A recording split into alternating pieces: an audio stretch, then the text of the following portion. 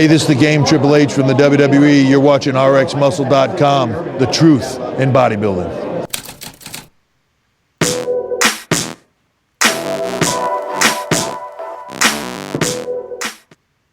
RX Television on RxMuscle.com. This is Ask Dave, better known as #AskDave, brought to you by Species Nutrition. Visit speciesnutrition.com. I'm your host, Sadiq Faruqi.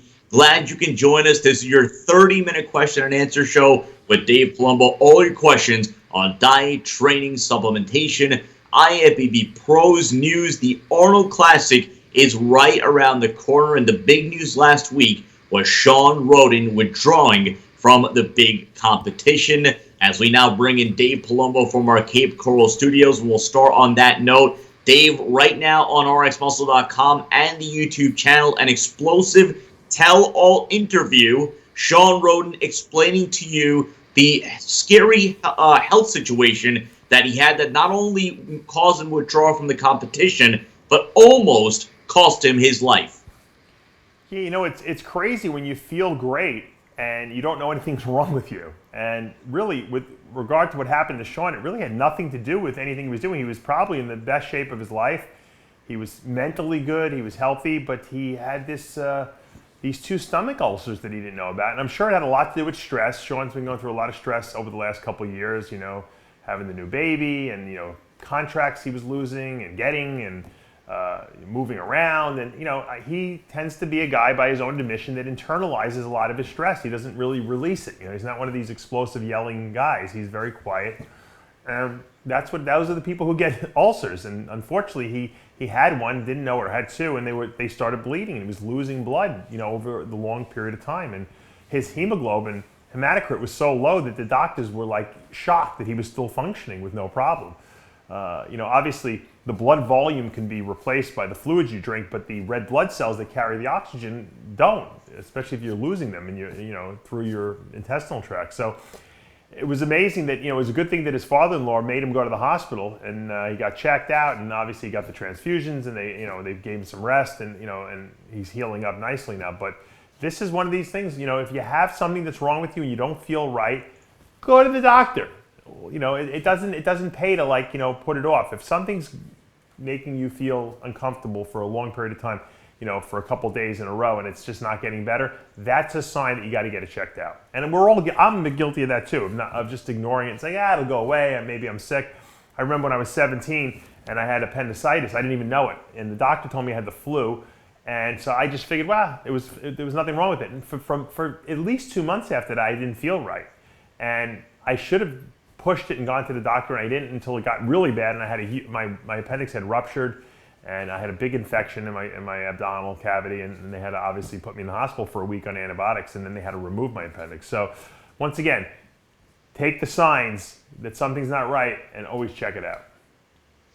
Let's get to our questions. Again, if you want to join us, you can join us in the Muscle Central Forum on RxMuscle.com, our Instagram page, official_RxMuscle, our Facebook page, or tweeting at us using #AskDave. Another programming reminder, right now on RxMuscle.com, we had another exclusive interview with Bader Budai of Oxygen Gym coming on and talking about some of the corruption in the bodybuilding world. This is real behind-the-scenes information that he unveiled yesterday. You're not going to want to miss that. It is on RxMuscle.com and the RX Muscle YouTube channel. First, we go to Evan Sowicki. Dave, I'm having trouble making mind-muscle connection with my back muscles. Any advice or tips on increasing that connection?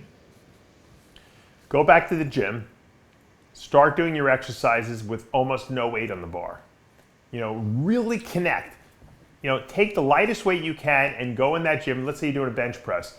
Position your body perfectly on that bench. You know, follow all the right, you know, ways you should be doing the exercise, and just do the exercise in super slow motion, and just really just squeeze. And you know, you'll find that you're all of a sudden you make this connection that you didn't have before. And it's not about the weight, it's about feeling the muscle. If you're not feeling the muscle work while you're lifting, even if you're lifting super heavy, you're not getting anything out of it. You're obviously compensating or using another set of muscle groups to do it. I can't tell you how many guys I've seen on a bench press who are using all triceps, or they're using their front delts instead of their chest because they're rounding their shoulders. So you have to retrain yourself essentially, and it's hard to do that from an ego standpoint, because if you're a guy who can squat 500 pounds and now you got to go back to doing 135 because you got to teach yourself how to re-squat, it's an ego, it's a blow to your ego. But once again, in the long run, you'll become stronger and you'll get better development. Dave DeCoke, Dave, I hate the show, yada, yada, yada. What is the best way to start adding calories back in post-contest to avoid gaining excessive fat in a short period of time? Also, should I come off all gear right after the show or taper down slowly? As far as the gear aspect, I usually tell people, I usually taper guys down a little bit for about 2 weeks. Maybe just put them on 500 milligrams of testosterone for 2 weeks, per week for 2 weeks, and then I'll have them come off, and then a week after that start their PCT of HCG and Clomid. That's usually what I do. As far as eating goes, early in my career, I would go back to eating massive amounts of food because I was so hungry after contest prep, and I just got indigestion, and I was bloated, and you don't really get fat from it, you just get bloated and uncomfortable. So as my career progressed, and I realized, you know what, I don't have to try to eat everything that I wanted to eat in 2 days, and I spread it out a little bit, I felt better. I felt that by eating less and maybe having 1 meal a day where I allowed myself to eat what I wanted rather than every meal, it worked out a lot better for me. I also stayed on a little bit of diuretic for up to a week after a show to prevent that post-contest rebound. Because most of that weight gain you get right after the show is not body fat. You don't gain body fat that quickly. It's fluid retention. Because your body is super compensating for all the diuretics you're taking and the salt restriction and the fluid restriction. Because when you restrict sodium, you restrict water, and then you take diuretics, your aldosterone levels go through the roof, which is the hormone that makes your body retain salt and water. Now, when you stop the diuretics and start drinking and eating salt again, your body retains everything because you got so much aldosterone around. So that's why it's a good idea to stay on a little diuretic for a couple days after the show until your body finally regulates itself. And then you should, by about the 10-day mark, 10 days to 14 days, you should be feeling pretty normal in terms of fluid retention. As far as food, once again, you don't try to eat everything you wanted to eat the whole diet in 3 days. Spread it out. I usually get guys back to about 35 to 50 grams of carbs per meal. Pretty clean carbs. Maybe with, like I said, 1 cheat meal a day. And then after 2 weeks, most people are pretty much ready to go start eating regularly again. They don't want to they lose that inkling to want to eat everything in sight. You kind of get that out of your system.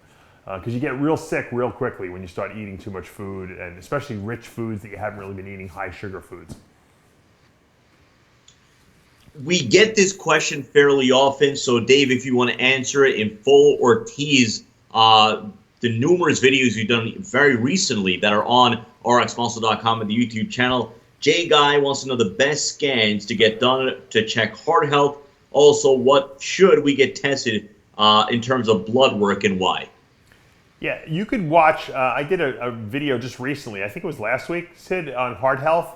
Yeah. And, I talk about some of the blood work, and I actually offer to give out the blood work recommendations if you want to email me at huge285@AOL.com.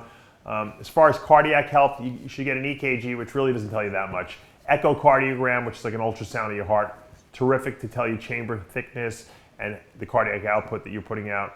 And then, of course, cardiac CT would be that third level of testing, which would actually test how open your blood vessels are, the coronary arteries. Are there blockages in there? And once again, that's a very important test. Mel Chansey, our good friend, who's going to be celebrating a birthday this Friday, happy birthday, Mel. He just had a cardiac CT, and he had a blockage, and he had to get a stent put in. So thank God he did that test, because he never would have known that. So those are the 3 main cardiac tests that you want to get done. To me, stress tests really don't tell anything, because I know my dad passed the stress test and had a heart attack 2 weeks later. So that they don't really show very much at all. But those other 3 tests, EKG, echocardiogram, cardiac CT, are something that you should definitely consider getting done.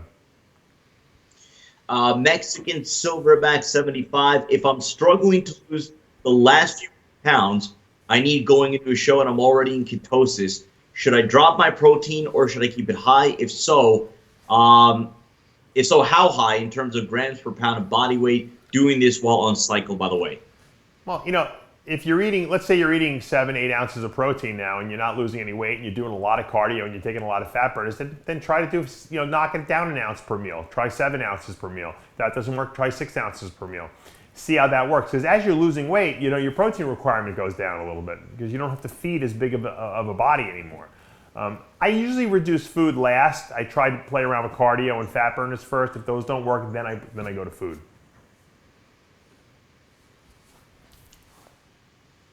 Miguelito Hudson wants to know why the elliptical machine is hated on so much. It's easier on the knees and great if you turn up the resistance. Is there that big a difference between being on a treadmill as opposed to being on the elliptical? I had never used an elliptical ever until I tore my quad in 2012 and I had to start doing physical therapy. And my physical therapist, Mike Camp, he put me on the elliptical and I actually like it. I actually was like, oh, this is not bad. It's very low intensity. There's no pounding on your body. I think it's actually less intense than in terms of pounding on the joints than, say, a treadmill would be. And I actually started doing it for a while. I was actually liking it. When I was in the gym and I was doing cardio and I had more time, I would do the elliptical. So yeah, I think elliptical, treadmill, stationary bike, I think those are three of my favorite cardio devices. Stairmaster is a little intense. The step mill also very intense on the legs. I tend to shy away from those. Getting some funky questions here. Let's go to Be Fit. Can you please explain why when dieting for a show, there are days where I look more soft and watery and other days when I look drier and harder? Water intake and sodium intake is always consistent. I've heard of the, quote, swooshing effect when low-carb dieting. Is this the case? Can you explain that a little bit more in depth? It's a two-part answer. Number one is I call it the fat and flat stage. When you first start dieting and you carb deplete, you're flat because you have no glycogen in your muscles, but you still haven't really lost a lot of body fat, so sometimes you can look worse. But I think this person is referring to the fact that some days you wake up and you look great, and then other days you wake up or you just, in the middle of the day, you look at yourself in the mirror and you look like crap. And that's why I tell people, don't try to stay away from the mirror sometimes. If you look at yourself too much, you'll go crazy. Because there's just some days you're going to look good and some days you're not. And that's just the way it goes. It has nothing to do with what you're eating or doing. It's the fact that we're a human organism that has, that responds to a million different environmental stimuli. And some days you're just not good. I remember one time I was dieting so hard for this show. I was living up in Westchester at the time.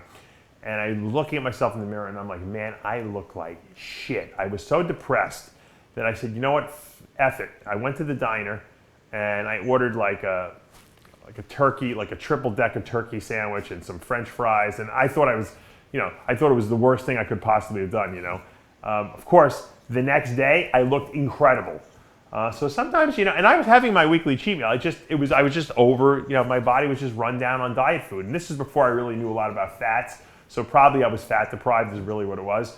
And, I just needed to do that. And once again, I wasn't a guy that cheated ever. So for me, it restored me mentally and it kind of made me think, well, you know what, I don't even care about if I do the show anymore. I'm just going to eat something. I'm sick of depriving myself and torturing myself. And then, of course, as soon as I relaxed and released, the next day I looked better. So sometimes cortisol levels, they get too high because you're stressed and all out. That will smooth you out. Once again, a million different variables can come into play. Interesting one here from Rami Tanir. Your thoughts on colon hydrotherapy to get rid of toxins in the colon and digestive system. Should it be part of the cleaning out protocol once a year? Colonics, which basically flush water up your anus, so to speak, into your end of your colon. Sometimes they can get up even higher into the, you got your descending, transverse colon, and then the ascending colon. It's hard to get it all the way around there, the water, but it's basically a cleaning out of your colon with water from the bottom end up. I don't like that. I think number one, it wipes out the good probiotic bacteria in there. It's too extreme. People like to get this done like before a show, but I think it's a very big irritant to the colon, and it messes up the colonic flora down there. If you use a high quality fiber supplement like Fiberlize twice a day, you'll never need to do a colonic because you're constantly flushing stuff out the right direction and you're not disrupting the colonic bacteria. Matter of fact, Fiberlize, the soluble fiber in there, actually feeds the colonic bacteria, the good bacteria, and actually makes them grow better. So that's the advantage of taking a good quality fiber supplement. If you do my 3-week detox 1 to 2 times a year in addition to taking the Fiberlize all the time, you'll never need a colonic. You'll never have backed up waste. You'll never have impacted fecal matter. That's for people who have weak colons that don't move waste through the body. But once you strengthen that colon with a good fiber supplement taken daily, you're never going to have that problem again. So it's really an unnecessary maneuver. I'm trying to see who asked this, but somebody wants to know if you're going to be doing cooking videos again. You used to do this, quite a bit. I'm trying to see if I can give them credit, but nonetheless, the question was if you plan on doing more nutritional cooking videos. Yeah, we could do that. Tyler and I could head over to the house one of these days and maybe bang out a few cooking videos. It's once again, it's a time factor, so we try to get, we go in like spurts, like what I happen to be into at the time. We've been having a lot of like TV shows we've been doing lately with a lot of interviews. It's funny, but a lot, as the channel continues to grow, more and more people keep contacting me to do interviews, and they want to, do tell-all interviews on the air. And so sometimes those take precedence over like some of the lifestyle stuff, which I know a lot of you guys like as well. I actually been pulling up some RxMuscle classics that I've done in the past that maybe you guys haven't seen. I know I put my healthy popcorn video up. I got to find that chicken, the healthy chicken cutlets. With Keto chicken one, right? What? The keto chicken, yeah, that was a popular one. A couple of years ago. Yeah, we'll have to get that one up as well. Because a lot of the stuff, when we were first started, I know when you first started with us, Sid, we were still hosting a lot of the videos on RxMuscle exclusively. We weren't putting it on the YouTube channel. So a lot of our newer viewership, a lot of our newer subscribers never saw that stuff, and it's not on the YouTube channel. So that's why we put that stuff up as RxMuscle Classic videos, so the people that never saw it, because it's still 100% relevant. And we spent a lot of time doing that stuff, so I don't want it to get lost in the shuffle, and that's why every Sunday we put up an RxMuscle Classic. Sid, maybe we'll try to pull some more cooking stuff from the past up so that people have a couple more extra ideas on how to cook their foods, and then at some point we'll get back to doing some new stuff as well. You're watching Ask Dave on RxMuscle.com. Reminder right now on RxMuscle.com and the YouTube channel, exclusive interviews with Sean Roden and Bader Budai, though Sean Roden one dropping today, explaining the health scare that he endured that caused him to drop out of the Arnold Classic and ultimately almost cost him his life. It's a can't miss episode right now at RxMuscle.com. Your good friend Giovanni Del Biondo checking in. Dave, this question is, do you have any fun or crazy stories about Steve Michalek, considering you lived in the same area as he did? His father talks about his training methods and the intensity and environment in his gym, and it baffles him. I didn't hear who he wanted me to talk about. Steve Michalek. Oh, I never really had a lot of interaction with Michalek in his early days when he was a nutcase, and competing. I was off in school. I missed that whole Michalek era. I don't know, maybe that was for the better, I don't know. I knew Steve Michalek when he was older, and he was a much more mellow guy. And when I would talk to him, and I've interviewed him before, actually, we could pull up some of the interviews. He was so nice and such a pleasant guy. I never got to see the explosive lunatic that everyone described him as, where he was, tyrannical, and he would put these guys through, 3-hour training sessions every day and make them throw up and stuff like that. I never really experienced Steve. To me, with my body, it probably would not have benefited me to train with Steve, because I overtrain very easily. I have a very fast metabolism, and if I'm in the gym too long, or if I do too many sets, I don't grow, I actually get smaller. So for me, that would not have worked well at all. So it was probably better that I didn't know Steve at that stage of my own. I probably would have had even more injuries and more joint replacements than I already do have. So Steve was of the I guess the mentality that the more you train, the better, and that it was more of a mind thing. That if you could challenge your mind to go beyond the barrier that it had set previous to what was you considered to be the right amount of work to do, that you would grow, rather than stimulate the muscle and get out of the gym and let it recuperate. He was a big believer in just keep annihilating the muscle, because you'll force it to grow. And I don't necessarily agree with that philosophy. I'm more of the stimulate it, don't annihilate, the Lee Haney mantra. The Dorian Yates, get in the gym in the least amount of sets possible, stimulate, use heavy weights, maximally recruit muscle fibers, and then go and rest, eat, and recover. And to me, that always worked better for my physique. But everyone is different. It was, you can't say that, John Defendis didn't look great training with Michalek, but he had one of those physiques that could recover. I bet you Ronnie Coleman would have looked great too. But not many guys could have trained that way and actually been their best. As a matter of fact, I think Michalek probably hurt his physique by the insane training methods that he used, because he looked like he had a fast metabolism and maybe he overdid it. Garth, Michael, Dave, your opinion on using insulin during a cut. Is it possible, and how do you recommend it should be used? Well, insulin is a fat storage hormone. It in essence, when your glycogen stores are filled up, insulin shuttles glucose into fat. And so when you're dieting and trying to burn fat, you probably don't want to take an insulin because you probably don't need it. As a matter of fact, extra insulin could make it harder to lose weight. The only guys that ever get away, I think a couple of my preps I used insulin, a little bit of Humulin R, because I was taking GH and I think I was really insulin resistant. I was having trouble absorbing even the small amount of carbs I was using, but I was using very small amounts. Most people don't need insulin while they're dieting, and like I said, if they do use insulin, they don't lose weight and they don't get in shape. So I've helped more than probably 10 or 12 people that have come to me that were on insulin and says I can't get in shape, and here's what I'm taking, and I remove the insulin, and they immediately started getting leaner. So once again, it's not one of these it's not a fat burning hormone. So when you think contest prep, I want to get ripped, what do you think about? You think about GH, you think about clenbuterol, you think about Cytomel, which is thyroid hormone. These are, anabolics. You think about hormones that actually help, burn fat, increase metabolic rate. You don't really think insulin, So I don't know why people would want to use insulin, like I said. And if you're taking that much GH that you're really that insulin resistant, maybe you should just cut back some of your GH you're taking because you're doing too much. So once again, that's not something that I usually recommend. Croc Monster, why do people say that the 90s guys had better conditioning when the top guys like Wheeler, Lavroni, and Cormier never had striated glutes, and in shows today you can't win a lower level pro show without striated glutes, and he's excluding Ronnie and Dorian?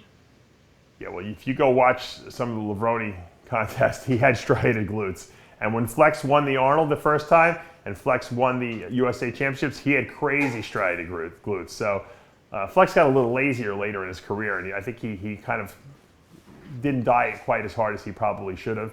By his own admission, he said that many times. I don't think the guys had better conditioning in the 90s. I think that the guys just had better physiques in the 90s, and I think that's just from a genetic standpoint. But it was just a golden era. It had nothing. It probably has nothing to do with anything other than it was luck. It was sheer luck that these guys all came up together at the same exact time. And we, 10 years from now, we might have another golden age like that of guys that out of the woodwork, we have, 10 Ramis on stage. It just happens. It comes in, I guess you could say, ebbs and flows, so to speak. Remember in the early 80s, before Haney came around, you had Eric Dickerson, you had Samir Bannout, who had great physiques. You had Franco Columbo. They had good physiques, but they weren't like mind-boggling. They weren't the kind of physiques you said Mr. Olympia. But those were the best guys at that particular time. There was a lull. And then Haney came along and it was a dynasty. And then Dorian came along, it was a dynasty. And then Ronnie came along. So you don't know. You don't know who's around. You can only judge what's up there. And so, like I said, who knows what the future holds. But I guarantee you, in the next 5 to 10 years, you'll probably get a new crop of guys that are just outstanding. Imagine guys like Bumstead putting on another 20, 30 pounds of muscle. That could be that could be another, golden era, So we have guys out there who are capable of being superstars in the future. We just, let's wait for their time to come. T. Layman 21, after a low carb cut, I've added carbs back in my diet and I'm now starving all the time. How many carbs should I increase each week to stay lean during a bulk phase? Macros are 300 protein, 200 carbs, 60 fat. Now, I usually add about 10 grams of carbs to each food meal. When a guy, sends me an update and they haven't gained any weight or they lost weight and they should be gaining, I usually will increase carb intake by 10 grams per meal and see how that works. If that doesn't work, then the next week I might do it again. If that doesn't work, then I might increase protein. So you got to play around with the different variables. I don't change usually more than one variable at a time because then I don't know what's working and what's not working. Assuming the guy's taking enough protein in, carbs usually tend to be the next thing I change, on an off-season scenario. If I start raising carbs and they start getting really bloated and they start not looking as good, then that's not the right kind of weight gain that I want. Then I might cut carbs back a little bit and increase protein. If that doesn't work, or sometimes people just can't eat any more protein, then I might increase fat. So once again, that comes with experience, and who you're working with and knowing their metabolic rate and how they metabolize foods. And that's one of the things we teach at the Secrets of Becoming a Diet Guru course, which is going to, by the way, be taking place this Saturday in my Cape Coral house, my office here, and warehouse in Cape Coral, Florida. It starts at 9 a.m. to 7 p.m. at night, and we have one spot left. So if anyone wanted to last minute come down, drive down and take it, maybe this is just the push you need. Hey, don't sit on your butt this weekend if you're in the area and you can drive here. Come on down and take the Secrets to Becoming a Diet Guru course, and you can learn everything you want to know about nutrition and diet and supplementation and performance-enhancing drugs and all that great stuff. 10 hours, I feed you guys lunch, and we have a great time. So once again, knowing how to manipulate macronutrients is part of the learning process that not only comes from studying and learning in courses like I'm teaching, but also from experience. Dan the Upman, what will be your recommendation for uneven biceps? My left is bigger than my right. Would simply doing more reps on my right equalize them? I would recommend using unilateral movements like dumbbells or cable curls, where you're doing one arm at a time, so that you're only working each muscle using the same weight, and we know that each muscle is working the same. In other words, if you're doing barbell curls, you theoretically can use the strong arm more than the other one and you wouldn't even know it. So do all unilateral movements, number one. And if it still doesn't correct it, you might consider using a site injection oil like Chris Clark Synthesize or the painless pumps that I sell at DavePalumbo.com, just to correct that size differential. But try the unilateral movements, because that usually solves the problem. Got some really good ones here. This one about Kevin Levrone, the Apollo 1. We've heard that Kevin Levrone used to get off all the gear, training, diet in the off season, then would start up on all cylinders 4 or 5 months before a competition season and grow into a show. Of course, he is genetically gifted, but why can't this theory be technically replicated by other bodybuilders? Well, you got to remember, he wasn't growing into a show. He was just regaining the size that he lost. So that's an important differentiation to make, because he wasn't getting bigger. He was just getting back to what he left off at, which to me was really not a great thing, because he never was making progress. Imagine Kevin had trained year-round, okay, for all the years of his career. He probably would have been a lot bigger and a lot better. He kind of just was maintaining what he had, and he said that he didn't train in the off-season because he was afraid of tearing his pec again.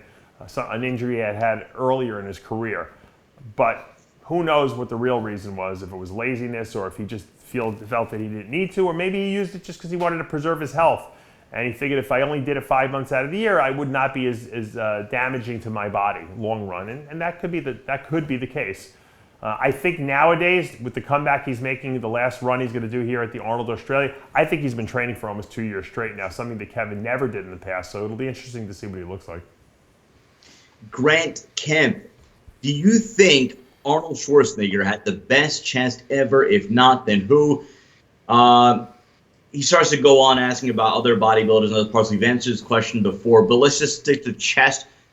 Do you think Arnold had the best chest? If not, then who? It's hard to tell. Arnold's chest was definitely the most noticeable. I don't know if it was the thickest or the most ripped, but it was certainly pretty impressive looking, on his frame. It was full. For his era, obviously, there was no one better than him, but I'm sure there are guys today that have better pecs than he did.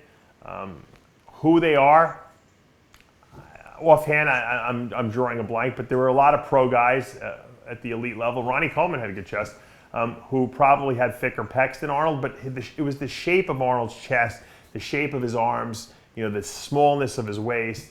It was just a proportional thing that I think was so impressive. But if you put Arnold on stage with some of the guys, the best of today, he probably would have been laughed off the stage, just because of the fact that it wasn't that important in his era to have big legs, and when you don't have to work your legs quite that hard, your waistline stays a little smaller, and so the proportions were different. But you know what? Arnold had that mentality of I will not lose. So who knows? If he had been training today, he still might be the best. Brant Dunn, here's a challenge to your theories on keto. My sister-in-law, a kinesiology graduate, claims that claims that keto is not real and that your brain can only ever be fueled by glucose. She got mad when I said otherwise. Can you please explain how ketones can fuel your brain? You know, when the brain has a lack of fuel, glucose, because you're eating low carbs and or your body can't absorb the carbs. Like let's say you're a diabetic, type 1 diabetic, you don't know it yet. Your pancreas doesn't produce any insulin, stop producing, and you can't absorb your carbs, okay? You're not dying right away, okay? Why? Because your brain now will adapt to using something called ketones. Ketone bodies are produced by the liver from fatty acids, and they're an alternative fuel source for your brain. So that statement's not true. Glucose is not an exclusive fuel source. The brain is like a hybrid car. It can burn glucose or it can use ketone bodies, and ketone bodies are produced from fat. So that's absolutely not true. Now, having said that, your body can produce its own glucose if you don't eat it from amino acids. The problem is that if you don't have any insulin, okay, to absorb it, then your brain can't benefit from the glucose that's in your bloodstream. And that's why there is that alternative fuel source that the body can use known as ketones. Now, being in ketosis is advantageous because the brain never runs out of fuel because your body always has fat to convert into ketone bodies to fuel the brain. Plus, if the brain is not constantly dipping into blood sugar, okay, your blood sugar levels will be much more stable during the day. And that makes it easier to diet. And that's why people like to diet on a ketogenic diet. It makes it easier for the people and the cravings go away. Because let's face it, what causes food cravings? Low blood sugar. If your blood sugar is not going low because your brain isn't using the sugar in your blood, then you're going to have much more stable blood sugar, and you're not going to get the cravings, you're not going to get the mood swings, you're not going to go nuts essentially on the diet. And once again, I have said this a million times before, the main reason people fail on their diets is because they cheat. Why? Because they're hungry. Ed Lieberdog, your opinion about Proviron, especially pre-contest? I used Proviron back in the day in the 90s because we all thought that, at least, and this is because Bill Phillips wrote it in his book, that Proviron was an estrogen receptor blocker. Turns out it's not, okay? Turns out it's not, and what it theoretically is supposed to do is free up more free testosterone. In other words, free the steroids from binding to the binding proteins. Is that true? I don't know. I didn't really notice improved gains on Proviron, but then again, I always had a very good free testosterone level in my body. So it's hard to tell exactly what it does. It's not anabolic in any sense of the word. It does have, it's considered an androgen actually, which would help you with, I guess, carb loading a little bit maybe, but it's weak at that. I'm not a huge Proviron fan, to be honest with you. I prefer halotestin, prior to a show if you want to really increase glycogen storage, because it's a true androgen in every sense of the word, halotestin. I wouldn't use it for more than 2 weeks because it'll make you crazy, but I think that's much more potent than Proviron. So once again, if you're asking me if I like Proviron, the answer is no. Huge Banks, is creatine monohydrate banned for people with kidney disease? Whenever you take creatine into your body, a certain percentage gets broken down into the waste product creatinine. So yeah, if you have kidney issues and you're having trouble clearing creatinine from the blood to begin with, which is a waste product of protein digestion, you surely don't want to put more in there. So yeah, I would avoid creatine supplementation if you have kidney issues. 1.5 more questions. Ms. Ford's, Dave, how do you recommend taking probiotics while on antibiotics? Just don't take them at the same time. You don't want to take a probiotic, which is basically bacteria, at the same time you're taking a pill that kills bacteria. Not to say that they might even work against each other, because not every antibiotic kills the same type of bacteria, but why take them together? So what I usually do is I'll take my let's say I'm taking Augmentin, okay, for a throat infection, and I'm taking it twice a day. I'll take it with breakfast with a meal, and I'll take it with dinner with a meal, and I'll take my probiotic or whatever probiotics I happen to be using at the time in between, when I'm not taking the antibiotic, so that you're kind of repopulating what the antibiotic is killing off in your colon. And like I said, certain antibiotics will affect colonic bacteria more than other ones will. I do find when I take Augmentin and stuff like that, I can get diarrhea if I'm on it for long periods of time. And I do find that when I take a probiotic like Bubby sauerkraut, okay, there's also something called good belly shots or something like that. And it's hard to find the ones with no sugar in them, but they seem to work pretty well too. When I add that probiotic back into my diet, boom, diarrhea goes right away. 2 more questions, 2 quick hit questions. I swear now Tyler's going to kill me back behind the controls. I know his English is not the greatest, so I'm going to try to paraphrase it. I hope I'm asking what he's hoping to be asked. Filion HE. In your definition, the word aesthetics, what exactly does it mean to you? Well, aesthetic means something that's nice to the eye. So, and everyone's definition of aesthetic is different. So if I look at a physique like Shanique Grant, that's aesthetic to me. Teeny tiny waist, sweepy quads, cap delts. I love that's an aesthetic looking physique to me. I could look at another competitor and see a much more muscular, ripped physique, which I find to be like freaky and impressive as hell, but it might not be as aesthetic. So, I wouldn't call Dorian Yates an aesthetic physique, where I would call a Sean Roden an aesthetic physique. It doesn't mean that one is better than the other, and it doesn't mean that one will beat another. It just means that that's what the person genetically is given. Ronnie Coleman, at the end of his career, wasn't aesthetic, but he was a mass monster with ridiculous amounts of conditioning, and that was impressive. Okay, he was more aesthetic looking at 98 when he first won, because he had better flow to his body. He wasn't as big, however. So you can be aesthetic and not be aesthetic in the same physique at different points in your life. Last one, this one from Ot Smash. Your favorite moment as a bodybuilder? Good question.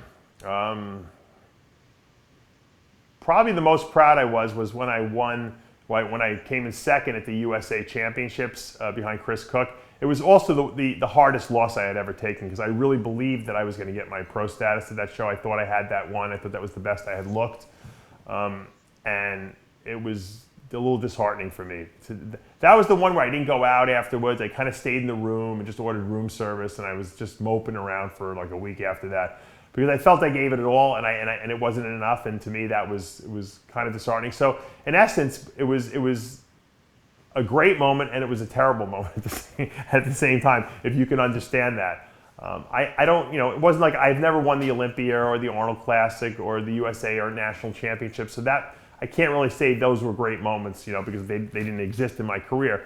But probably the happiest moment in my bodybuilding career was when I got signed with Metrics back in the 90s, because very few people had contracts, and I was getting paid a very good amount of money. I think it was like $50,000 a year at the time. I was an amateur. I was really just getting started, and I've always wanted to work for Metrics. I really looked up to Dr. Scott Connolly, the owner, as a mentor.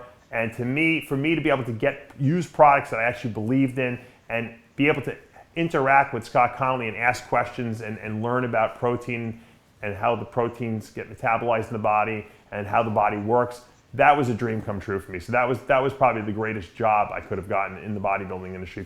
So for me, that was one of the highlights of my career. That's going to do for this episode of Ask Dave. Again, brought to you by Species Nutrition. Visit speciesnutrition.com. Reminder, exclusive interviews with Sean Roden and Bader Budai right now on RxMuscle.com and the RxMuscle YouTube channel. For Dave Palumbo and our producer Tyler Shore, I'm Sadiq Faruqi. We'll see you next time.